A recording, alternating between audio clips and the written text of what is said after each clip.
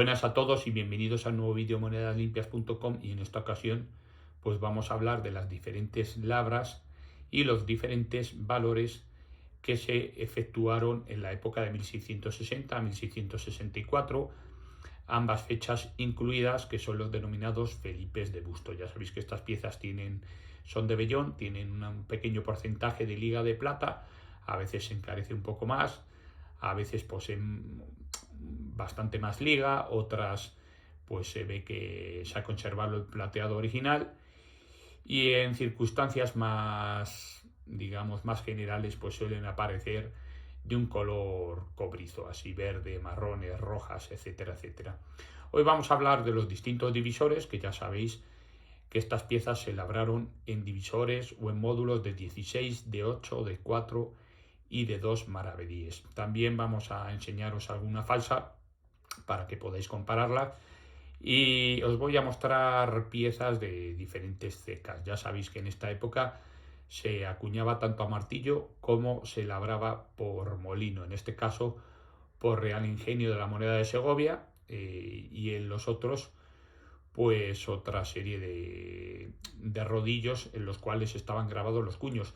Pero lo más plausible, y haciéndole caso a Damián Salgado, lo más plausible es que ciertas monedas de estas, no digo tanto a lo mejor la de 16 maravedíes, pero con valores más pequeños como el de 2 maravedíes, se utilizara la prensa Falsenberg, porque bueno, tampoco haría falta muchísima fuerza para grabar estas piezas, y habida cuenta que ya en Tirol se utilizaron en Hall, pues lo más normal es que aquí también se realizaran esas acuñaciones con esa serie de molinillos portátiles. Bueno, empezamos aquí. Qué mejor manera que empezar con esta pieza preciosa. Veis que posee las marcas aquí del cuño. Esto es un 16 maravedíes, como veis aquí, de Felipe IV.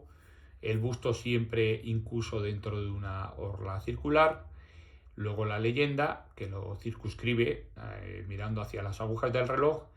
Y luego una especie de gráfila, una gráfila punteada, entre lineal y punteada, que también lo rodea. Luego aquí aparecería lo que es la gráfila que suelo llamar yo de recorte, que yo me imagino que utilizaban para recortar la moneda, para posicionar el tórculo de la pieza. Veis que es espectacular. Luego tiene una serie aquí de puntitos, que son los que yo denomino puntos guías, algunos de los cuales sí que es cierto que puede ser el punto donde se enclave el compás para realizar una de las circunferencias, esta y la interior y la exterior, pero en realidad los otros puntos nos va a servir para cuadrar el arte de la pieza. Vemos aquí la leyenda Philippus IV de G, es decir, Felipe IV por la gracia de Dios, que viene a continuar la leyenda de lo que es el reverso. Aquí en el reverso vamos a ver un reverso espectacular en el que nos aparece un escudo, el escudo de armas coronado, con sus diferentes armas y blasones, y luego aquí la leyenda Hispaniarum Rex 1664. Es decir, Felipe IV, rey de las Españas por la gracia de Dios, y luego la fecha 1664, que veis aquí un 4 que está bastante descolgado. Esto ya nos configura una leyenda específica, una variante, perdón, específica. Luego vemos aquí la marca del acueducto de la Puente, que aparece seccionada por este lado de forma transversal, vertical, y aquí la marca de ensayador un poquito torcida, que también podría contribuir a ser una leyenda, una variante. Lo que pasa es que bueno, no se han estudiado en tan detalle. Que esto haría mención al ensayador Bernardo de Pedrera, y aquí el valor 16, ¿veis? Un valor 16 acotado por 2 puntos. En cuanto a características de esta pieza, bueno, el 4 descolgado aquí y la cercanía que existe entre la marca de ceca y la marca de valor. Os recomiendo, como siempre, el catálogo de Jarabo y Sanauja, que es uno de los catálogos, para mí, el catálogo de referencia, que si bien es cierto, se muestran muchas variantes, todavía siguen saliendo variantes desconocidas, y ya no solo variantes desconocidas, sino que también se podría configurar un estudio en base a otra serie de características. Bueno, pues esta pieza es espectacular, como veis, y es un 16 maravedíes. Frente a este 16 maravedíes os voy a mostrar esta falsificación, veis, de época. ¿Veis esta falsificación en la que podemos ver perfectamente el arte de la pieza de forma muy esperpéntica? Veis aquí este busto de Felipe IV con esta quijada enorme, aquí todas rayitas, las leyendas no tienen nada que ver, el recorte tampoco tiene nada que ver. Veis que, bueno, seguramente aquí también se confeccionó con un tórculo, o tal vez se utilizó una moneda, yo que sé, de 4 maravedíes de tipo Omnium, o algún tipo de pieza circular. Por el otro lado veis que la ceca es de Madrid. Veis aquí la ceca de Madrid, la marca de ensayador. Y bueno, el escudo de armas no está tan mal logrado, pero sí que es cierto que si nos fijamos ya en los detalles, pues vamos a ver aquí que adolece bastante de calidad. Y bueno, la leyenda ya ni os digo, Hispaniarum Rex, y la S aquí, que no constituye ningún tipo de variante, sino que es una falsificación de época. Y luego la fecha 1660 y hizo saber lo que era 1660, tal vez 1662, 1660 no creo, 1661, una cosa así. Pues estas son las piezas de 16 maravedíes con sus falsificaciones de época de 16 maravedíes. Ahora pasamos a una moneda de 8 maravedíes. Esta moneda de 8 maravedíes, como veis aquí, también pertenece al Real Ingenio de la Moneda de Segovia. Veis un busto que ya es bastante más, es un busto distinto comparado al que habíamos visto anteriormente. Y bueno, pero está muy bien configurado. Aquí falta parte de cospel, seguramente porque era un lateral de riel. Segurísimo que esto es un lateral de riel, porque los rieles de esta época aparecían seccionados de esta forma, en forma de diente en los laterales. Y eso sin duda era debido a la expansión del metal. Eso, bueno, primicia en el canal, porque eso no lo van a decir en otro sitio. Felipe IV de Gracia, un busto que se podría parecer a los bustos de Trujillo y demás, pero en cuanto le damos la vuelta veis que nos encontramos aquí la marca de la puente del acueducto y la marca de, en este caso el ensayador, que es Sebastián González de Castro, siempre que hay una S aquí. Vamos a ver, acotadas por 2 puntos, sí, y aquí el valor en arábigo 8. También, bueno, hay que clarificar que hay ciertas monedas en las cuales aparece el valor en números romanos, en latino, y suele venir de forma vertical a la moneda, es decir, el 5 y los 3 palitos siguientes. Diferencias con respecto al 16 maravedíes, sobre todo en reverso, ya tenemos el cuartelado de castillos y leones, en este caso con corona. En el otro escudo pues nos aparecía un escudo de armas, también con posesiones del Sacro Imperio Romano Germánico. Aquí Hispaniarum Rex y la fecha 1661. Esta correspondería a la numeración M549 del San Aguja. Hispaniarum Rex, una pieza excepcional. Acordaos de lo que os digo cuando veáis una pieza así. Esto corresponde seguramente a un lateral de riel. Aquí nos indica que la orientación de los cuños estaba puesta de esta forma, de manera vertical, en esta posición o en esta posición, una de las dos, según por donde introdujesen el riel. Y aquí, bueno, el riel venía de esta forma y aquí nos encontramos un lateral de riel que aparece dentado, porque os vuelvo a decir, los rieles en esta época aparecían dentados seguramente por el efecto de la expansión del metal. Pero esta expansión ya estaba muchísimo antes configurada, antes de que se labrara la moneda, el arte de la pieza. Ya cuando en los rodillos de laminación se establece esta dentadura, ya cuando pasan los rieles por los rodillos. Tenemos aquí una falsa de época, en este caso va a ser una falsa de época de Granada, y veis qué bonita es. Se nota rápidamente, tiene un arte más, digamos, más medieval, más fina, es un arte muy atractivo. vais a ver aquí no hay una simetría en cuanto a la numeración de Felipe IV. Los falsarios también utilizaban puntos de referencia, en este caso para confeccionar seguramente la circunferencia de la gráfila. La leyenda es tosca como ya sola, veis el DG, lo que pasa es que es bastante esquemática, sobre todo estos florones de 4 pétalos o cruces, y luego aquí se ve claramente, pues bueno, que es un 8 maravedíes, también se ve por el escudo, esto pertenece a Granada, la inicial, la marca ahí lo diré, de Ceca, y aquí Hispaniarum Rex nos falta el 1 del dígito y 1660 y pues nada, 1660 y nada porque es 66. Bueno, esto sería la marca de ensayador. Y bueno, fijaos que en cuanto a tamaño, pues muy bien. El tamaño es bastante acertado y posiblemente se pudo confeccionar tal vez por Labra al ver que también está aquí y nos aparece un poquito doblada. Seguramente se efectuó esta falsa de época con una labra. Os voy a enseñar ahora, hemos visto la de 16, la de 8, ahora vamos con la de 4 maravedíes. En esta ocasión, bueno, tenemos una pieza aquí inédita y es de Burgos, y seguramente es inédita por el tema de que la leyenda, bueno, ahora os voy a explicar por qué es. Vemos aquí un busto mirando a la derecha, es una original, es una moneda original, labrada también por seguramente prensa Falsenberg, y aquí Philippus IV de Gracia. Estos florones son típicos de este tipo de ceca y de otras. Es una moneda que tiene una patinata rosa, está peor conservado el anverso que el reverso. El reverso está muy bien conservado. ¿Veis? 1663, parecería un 2 o un 1, pero es un 3.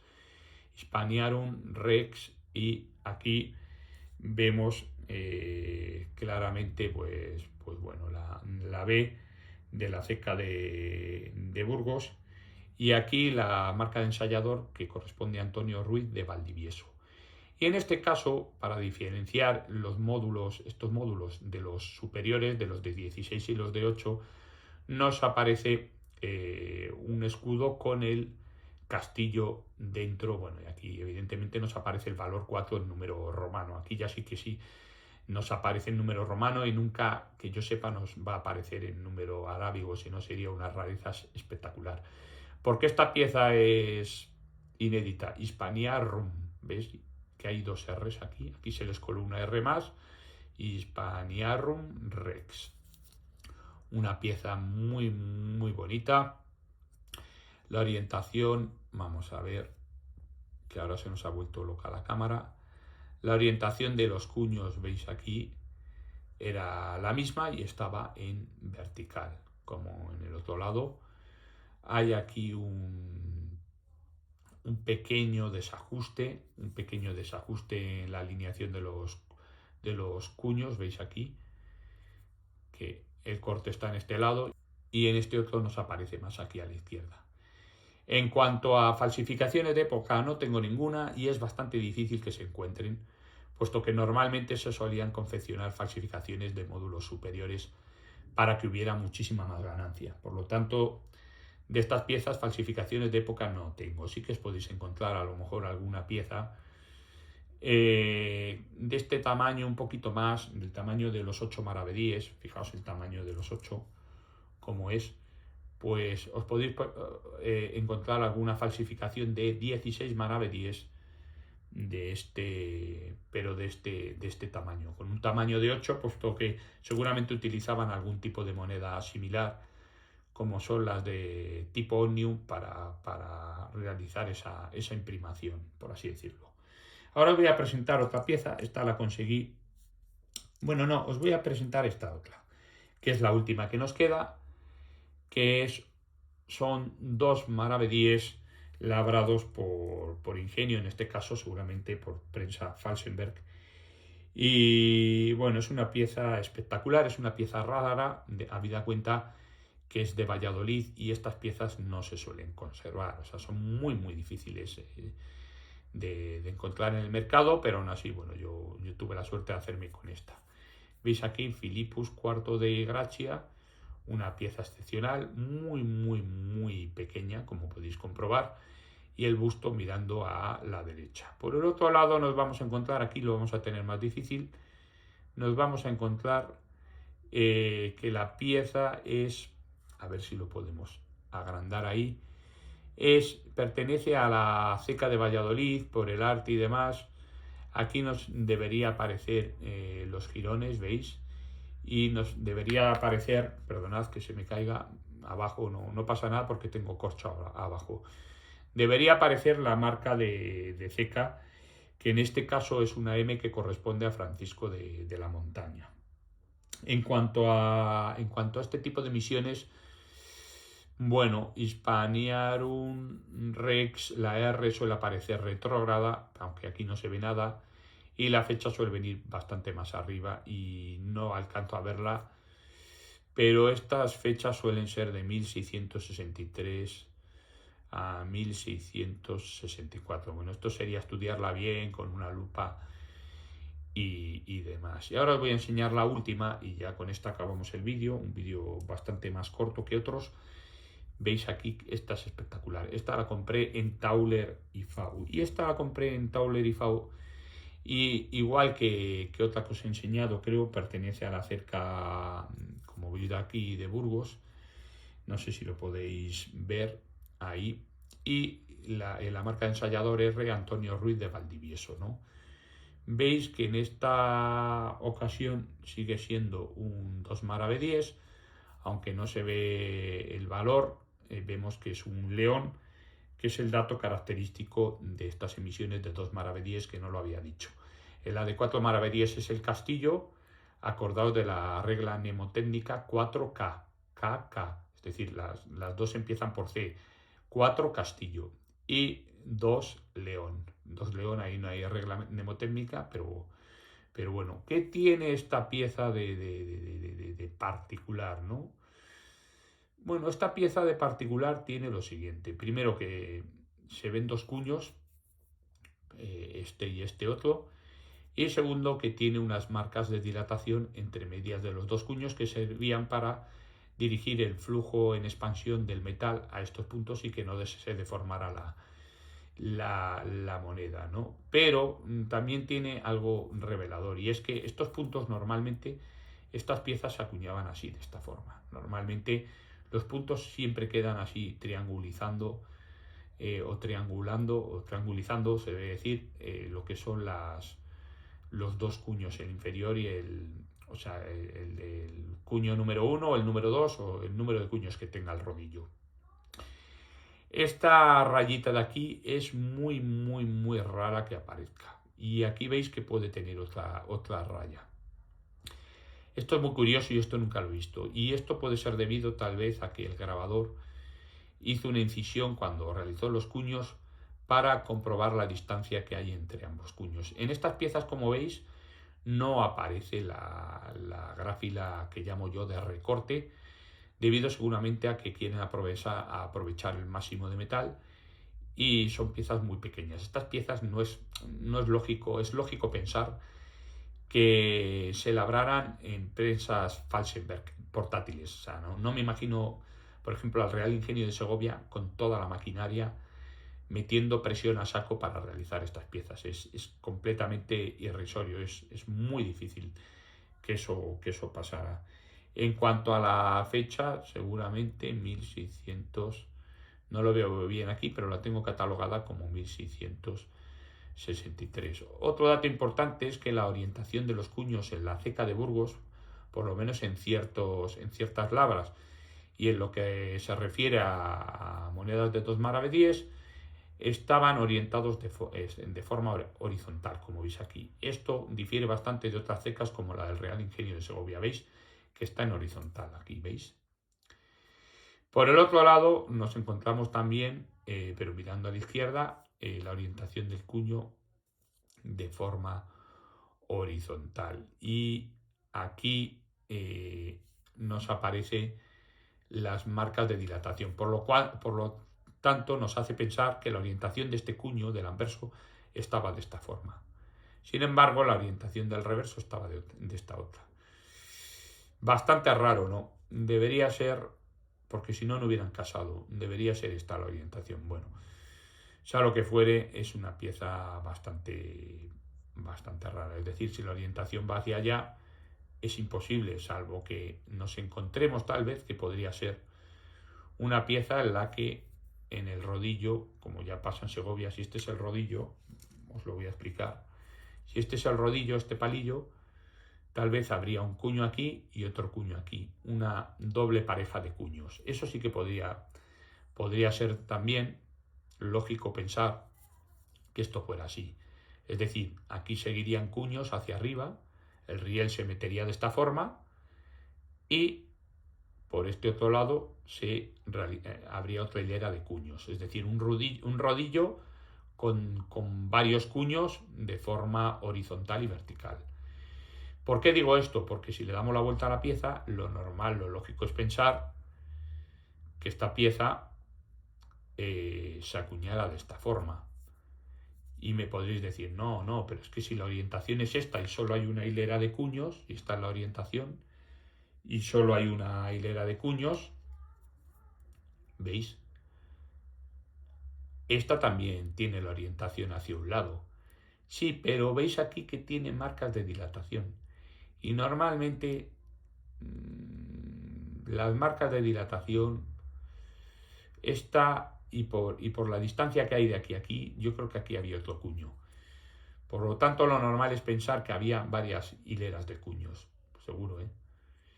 De todas formas, veis que hay una descompensación en cuanto al centrado del cuño del anverso con el cuño del reverso. Es decir, no están para nada alineados los cuños. No están para nada, ¿veis? Veis que hay dos cuños aquí. Sin embargo, en esta otra parte hay un cuño entero. Y aquí se hizo el recorte en función del anverso, como suelo decir muchas veces, porque es el que nos marca la importancia de la moneda. Es decir, daban más importancia a lo que era el busto del monarca que al escudo, porque si no hubieran recortado a partir de aquí toda la moneda y nos hubiera salido descompensada esta pieza. Una pieza muy importante y sobre todo esta marca, estas dos marcas de aquí, esta se ve menos, pero esta se ve más. Yo creo que la hizo el grabador para saber por dónde tenía que confeccionar el otro cuño en el rodillo, ¿no? Aquí mediría la distancia y aquí introdujo esta serie de motivos. ¿Por qué os digo que lo normal es que esta pieza, en vez de meterse así, se metiera así y hubiera dos hileras de cuño? Porque normalmente cuando solo hay una hilera de cuño, las marcas de dilatación se introducen entre ambos cuños. Es decir, lo que es muy raro es que se meta aquí una marca de dilatación. Claro que esta tiene dos hileras, entonces lo normal es que se meta aquí y aquí. Pero si fuera solo una hilera, las marcas de dilatación, si el cuño estuviera de esta forma orientado, ¿veis? Y se metiera así el riel, las marcas de dilatación tendrían que estar aquí. 1, 2, 3, 4, 5, 6 y aquí. Y sin embargo parece que el triángulo está hecho así. Es decir, en vez de estar hecho de esta forma, parece que está hecho de esta otra forma.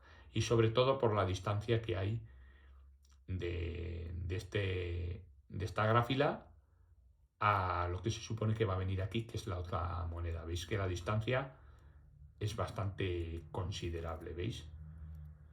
Veis que aquí la distancia es bastante considerable. Y aquí ya yo me supongo que esta pieza tenía podía tener dos, podría tener, pero bueno, no lo aseguro. Lo que sí que está claro es que es una pieza bastante curiosa. Y bueno, hasta aquí la entrada de hoy. Espero que me dejéis en comentarios qué os han parecido estos divisores y si os ha gustado o no y qué opináis al respecto. Besos y abrazos para todos.